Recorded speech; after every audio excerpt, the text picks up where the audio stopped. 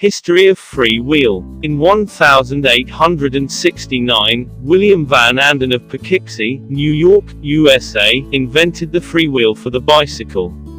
His design placed a ratchet device in the hub of the front wheel, the driven wheel on the velocipede designs of the time, which allowed the rider to propel himself forward without pedaling constantly.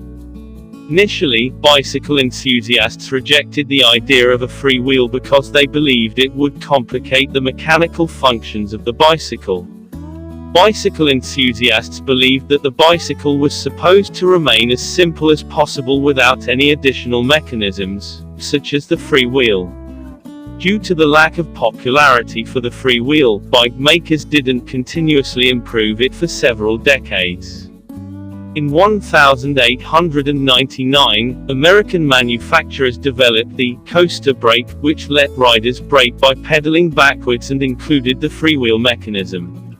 At the turn of the century, bicycle manufacturers within Europe and America included the freewheel mechanism in a majority of the bicycles, but now the freewheel was incorporated in the rear sprocket of a bicycle, unlike Van Anden's initial design.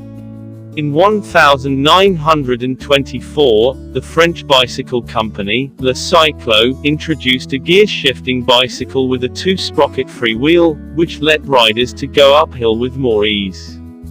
In the late 1920s, Le Cyclo began using both front and rear derailleurs in combination with a double chainring, giving the bicycle twice as many gears.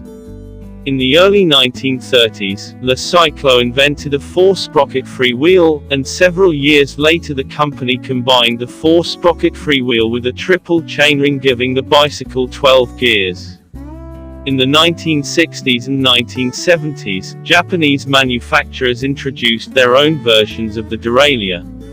The Japanese bicycle company, Suntour, notably, introduced the slant parallelogram rear derailleur design in 1964, which is tilted to keep the pulley closer to each cog of the freewheel as it shifts, providing smoother and better shifting than European versions of the time. This version of the derailleur became the standard when Suntour's patent expired in the 1980s, and is still the model for today's designs.